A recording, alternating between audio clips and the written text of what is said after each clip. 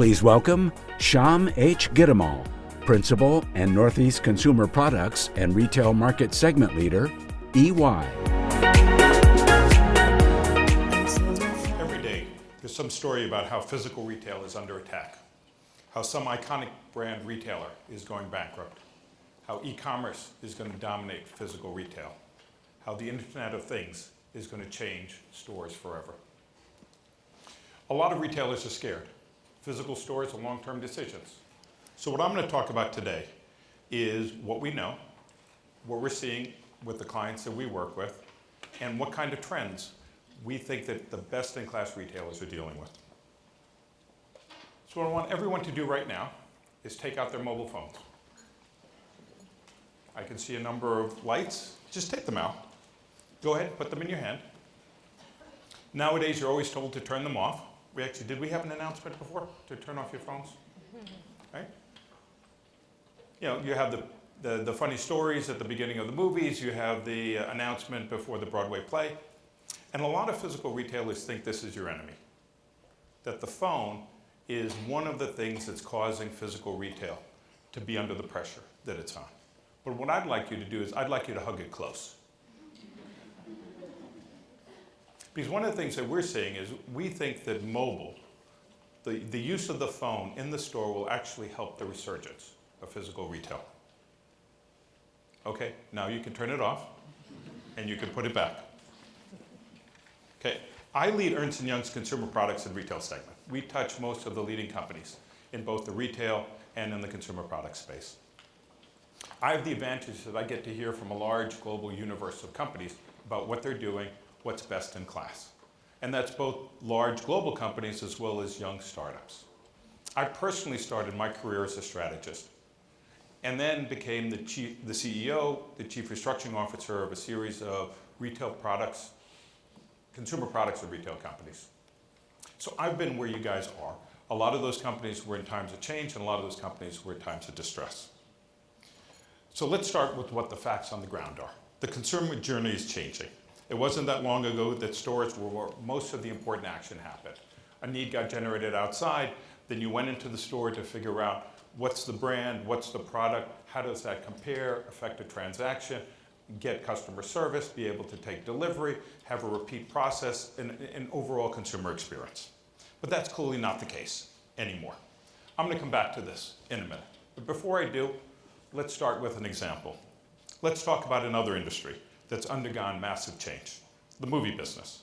With a show of hands, how many people think that there are more movie theaters today than there were in 1987, 30 years ago? We've had the advent of VHS, DVDs, Netflix, video on demand, streaming, all of those things. So, okay, how many people think that there are more movie theaters today? How many people think that there are fewer? Okay. There were 22,617 movie theaters before. There are now more than 40,000 movie theaters. Are the seats more? Are the seats fewer? Well, let's look at tickets sold. In 1986, there were 1 billion tickets that were sold. If you look at 2015, 1.3 billion tickets sold. We could talk about banks. I don't know what the last time I was in a physical branch was, but if you look at it, there are actually more branches today than there were 30 years ago, through the advent of ATMs, credit cards, PayPal, and Venmo.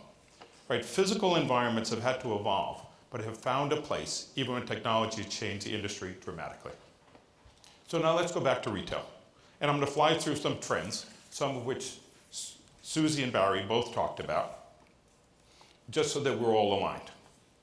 Right? We know that e-commerce is big and growing. And the influence is well beyond the transaction to demand generation, price comparisons, availability reviews, and on. We know that the US is overstored by any historical or geographic comparison. So clearly part of what's happening to stores is we already have too many of them. We know that store traffic is down. In many cases, conversion's up because online is actually having predisposed consumers walking into our stores. We know that retailers have invested in technology, a lot of it at the back end, and a lot of the omni-channel offerings are siloed, so that you are inhibiting the consumer from having a uniform experience, a single view of the customer, a single pool of inventory, and so on. We know that consumers are changing their mix of purchases, and stores haven't adjusted our square footage proportionately. In addition, in some categories, other digitally facilitated evolutions like fast fashion are taking hold and creating a lot of deflation in the garment business, for example. We know that consumers are changing with the emergence of millennials and Gen Z, a fascinating whole conversation in and of itself. We know that the sharing economy is expanding. We know that consumers are valuing experiences more and stuff less. We know that mobile is the way that people are starting to access the internet more and more. In fact, a majority of internet access is actually through mobile today. We know that digital media is outstripping traditional media, with all its implications in how retailers organize internally and personalize their offerings. We know consumers have come to expect delivery to be free, ubiquitous, even though we know it costs a lot. Data analytics, cognitive computing are all enabling retailers to be able to evolve their offerings in very quick fashion. So overall, what we've seen is that the consumer is becoming more and more in control. With all these trends, we know the retail environment is in the midst of dramatic changes well beyond e-commerce. No doubt that going forward, physical stores will play a meaningful part. Classic online will play a meaningful part, and mobile will play a meaningful part. What I want to emphasize is that this is not just a matter of holding back the tide, competing against technology. The store exists in a world of multiple consumer, physical, online, and mobile choices. An important question is, how can you leverage your footprint to your greatest advantage? How do you make the overall experience seamless across channels and appealing to the customer? Now, we could talk about how physical stores will evolve to enhance engagement, basket, attachment, entertainment, social, and community. That would be important. We could talk about emerging new technologies that may change the value proposition of stores: body scanning, rapid customization, 3D printing, virtual reality, holographic displays, and the like. And that would be important. We work with clients at EY on all of these major trends, but the two that I found the most powerful right now, and I want to spend the rest of my time talking about, are one, approaching mobile to enhance physical retail sales and break down the silos in the consumer encounter. And second, the way the best-in-breed retailers are dealing with the legacy of stores in their portfolio. We all know that 5 to 6 hours a day, the average person is on the internet, and the majority is now through their mobile phone. For many, if not most retailers, mobile online visits now exceed desktop visits. The interesting topic is how best to take advantage of that traffic. Here are a couple powerful statistics. There are about $30 billion in sales executed through mobile. The dramatic part is that's a small fraction of the $1 trillion of mobile-assisted purchases in physical stores. That's 30 times more power in mobile-assisted purchases. According to a survey, 59% of consumers in stores with a smartphone prefer to look up product info on the phone rather than ask a salesperson. Price transparency, reviews, product comparison, blogs, as well as all social media are there at their fingertips in a store. In some ways, that's not a surprise in a consumer and control environment. So let's talk about mobile-assisted purchases. Leading retailers are finding very interesting ways to take advantage of that power. Let me give you a couple of examples. So I was in the one and only physical bookstore of a very, very large online retailer. The physical layout of the store wasn't that unusual. Corner bookstore kind of size, limited categories and SKUs, primarily cover-facing displays, low racking in order to keep sight lines open, a big family sitting area. Not a surprise. But when you looked under the covers, it was a little odd. There were no posted prices anywhere. I had to load the app on my phone, zap the item I was interested in, and then I got the price. The exact same price as online, by the way. At the same time, through the app, I could link to the things that are easier to do online, like get reviews, see what other books the author had written, price comparisons, other recommendations. Now with me on the app, they also have the data analytic capability to know that it's me, what I bought before, how much I buy, how long I stayed, and on. I could also then purchase through their full online inventory of SKUs and get delivery at home, as well as take delivery of what they had in the store. They created a link to make a physical store more powerful by complementing it with mobile. They created a link to make it one experience across all devices and physical. Second example, I also visited an interesting apparel store recently. They have an even closer connection between mobile and physical. There was limited inventory in the selling space. Instead, you zap the items you're interested in, input your sizes. You were allocated a fitting room, and the items in your size were delivered to the fitting room. Touch screen in the fitting room, so if you wanted to change the color or size, the new item appeared. They also provided curated recommendations on accessories, tops, and on. They kept the floor staff focused on recommendations, upsell, basket, and customer service, and the stock room as a stock room. You could conclude your purchase through the app. They now know what the consumer tried on, what they bought, opening a door into the data analytics that is so powerful. Again, one experience that crossed boundaries, focused on the consumer. Now I expect you're all nodding, saying, yeah, we do that. So now I'll give you an example of what it's not. This past weekend, my 88-year-old mother wanted to get something to take with her to her sister's 90th birthday party in Hong Kong. Just a small item. So we looked for it online, we found it, and we went to a large national home superstore to try and pick up the item. Looked at it on the app. When we asked somebody in the store, they didn't know what it was. Asked for it, looked at it on the app. No indication of whether the inventory existed in the store, whether they were in stock, where in the store you would find it. Disconnected experience, online, mobile, and physical. Reaction, I'm not going to go back in the store. So actually implementing this is actually quite complicated.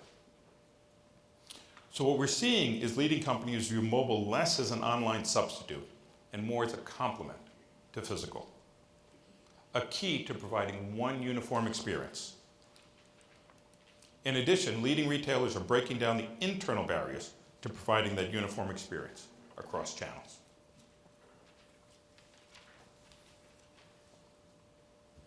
The second topic I mentioned is that we're seeing retailers more aggressively dealing with the legacy. With the overstoring of the US, the changes in traffic patterns, the demographic shifts and on, there's no surprise that leading retailers are taking more aggressive action on their stores.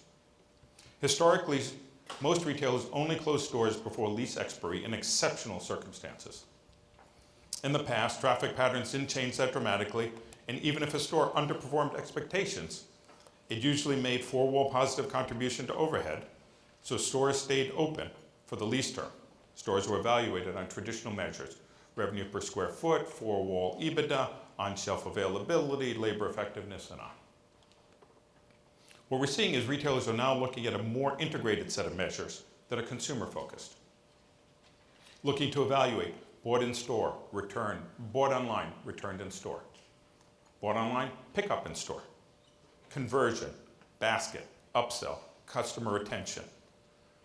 Looking at the combination of physical and online combined to evaluate stores. In fact, some are looking at performance of MSA clustered store groupings against some form of market potential across all channels. Then you have another evolution, which is looking at dynamic and predictive elements to see how the stores are likely to perform going forward, and then evaluating stores against these predictive expectations, taking into account the trends we mentioned earlier, as well as local demographic trends, traffic patterns, purchase power trends in the marketplace, looking at dynamically looking at lease trends and occupancy, looking at competitive behavior. Looking through that predictive lens, we're seeing a larger list of stores that require action. There are thankfully more tools that retailers are employing to try and fix the predicted performance. Taking advantage of data analytics and cognitive computing to drive traffic, target promotion, adjust mix. Looking at alternative uses of store labor and store space, including using them for pick, pack, and ship to support online. Looking at options to marry the physical experience with mobile.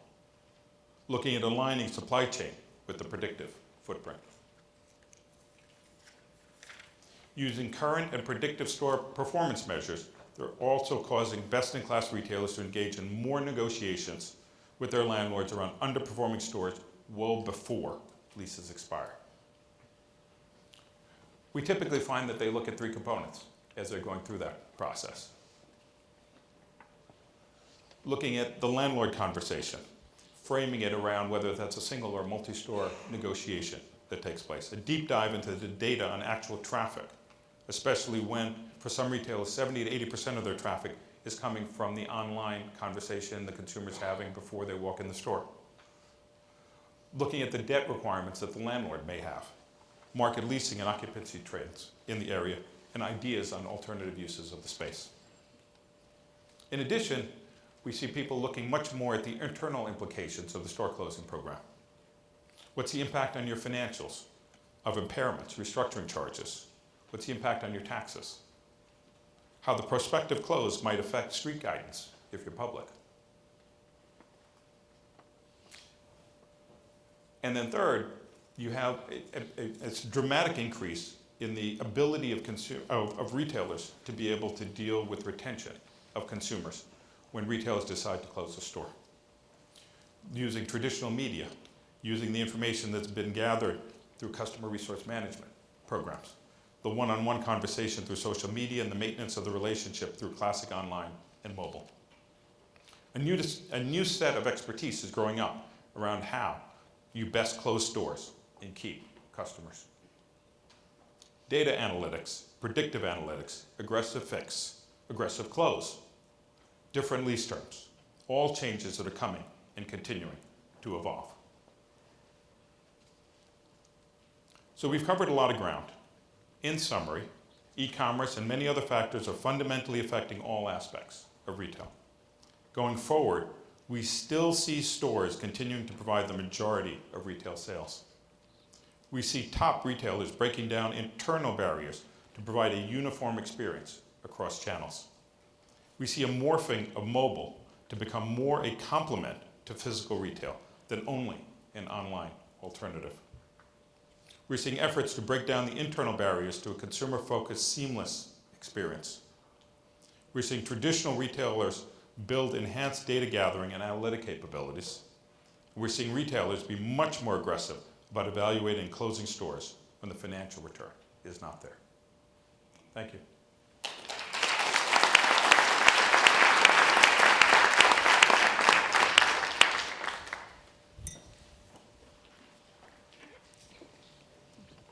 Hi, could you talk a little bit more about breaking down those barriers, what you've seen as being sort of key to that among those you work with? Sure. And if you look at the barriers, a lot of them are anachronistic, right? They come from where the organizations came from in the past. You started with a physical store, you had an organizational structure around the physical store, then you said, okay, we have this little online business that became a little bit bigger online business, that became a digital business.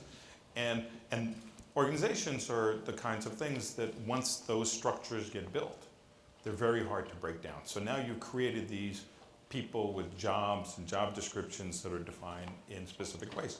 And those ways were not designed around the way the consumer engaged with the store, not the way the consumer engaged with the product, it's not the way the consumer engaged. And now what we've seen is that as the consumers are much more demanding, and particularly the younger generations of the millennials and the Gen Z are much more demanding about having one uniform experience, those cracks become much more visible. And looking at one view of the consumer. So when I'm a consumer and I've purchased and I've given you information online, you know who I am, you know my purchase habits, and I walk in your store and you don't know anything about me, that's a very disturbing experience to a lot of people who've invested their time and energy in providing that experience, in providing that information to you. So I think you're getting a lot more feedback on that. Second is you have economics, which are inventory, for example. You have people who are still dedicating inventory to online and keeping that distinct from their physical inventory. So you're in stock in places, you're out of stock in places, and how you manage through that process is different. And the third, if you go back to kind of the purchase process, the consumer journey is now moving back and forth between physical and virtual, or online, mobile. And to have those breaks in journey along the way are points where you lose your consumer. And so I think the need's also being generated to say, I have to figure out how to provide that as a uniform experience because I'm losing consumers at every step along the way. And in today's world, I don't want to lose any consumers at all.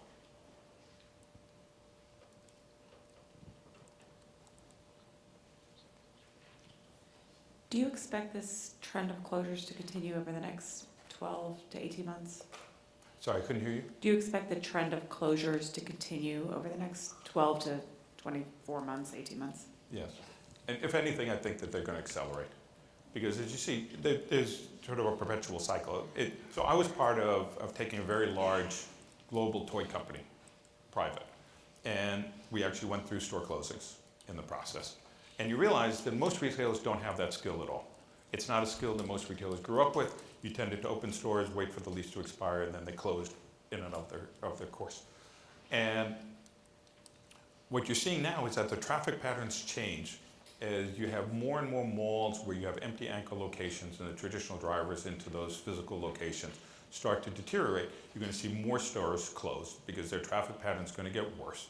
And as their traffic pattern gets worse, you're going to continue to see that deterioration occur. So I think we are still in the early stages of that cycle playing itself out. That's not to say that they're not great retail physical environments that will continue to drive great traffic. But I think if you look at the average, we are way overstored. If you remember the statistic that I showed, we're around just under 50 square feet per person, which is 2x what there is in the UK, 3x what there is in Germany, and 10x what there is in places like India. So we just have a lot of physical space. It's not that the space is going to go away because it's hard to convert it back into a cornfield. But what I think you're going to see is you're going to see winners and losers in the process, and a lot of the losers people are going to be pulling out. So I have a question. In the paradigm that you're laying out, a lot of what you talk about is really tying together what I saw as a support structure, which is IT, information technology, that was more back-end office, store operations execution, and what you seem to be saying is that there seems to be now a blending in the organization where what is now the jewel of the organization is IT managed. How do you see that transforming as the organizations where people that define what products are offered in store versus the intelligence of who's buying begins to merge together? Do you see that as a dynamic that's shifting? Well, I think it's a great question. So one of the things about this very large online retailer's physical store is all the goods in the store are curated by the online, by the data analytics people. It's not being curated by the physical people at all. So I guess I would reframe the question a little bit because I don't think you're going to take your traditional IT organization and make it into a merchant organization. I think what you're going to see is you're going to have a lot of technical capabilities that are going to get built into the merchant organization because that's the way that they can gather information. Clearly, as we all know, part of what's going on is it used to be a one-way street. The vendor, the consumer products company, and the retailer talked to consumers. Consumers didn't talk back. Now we have a bilateral conversation taking place, and the vehicle we have for it is mobile, is classic online, digital, social media. All of those things are the vehicle to be able to do it, and we need people who are listening at the other side of that conversation. So that's part one. And they're just fascinating organizational implications on people who have gone through that change. Because if you think about it, traditional media was scale intensive and people light. You needed a handful of people, they developed some sort of an ad, you ran it, and if you wanted more ad, you wanted more impressions, you ran it more. Social media, the digital environments are very people intensive because that becomes much more of a micro communication, a one-on-one communication, and the organizational implications of that are huge on the consumer products company. And I think you're just beginning to see the front edge of them understand that and start to understand what the implications are in their workforce and the training and the capabilities that you need to have.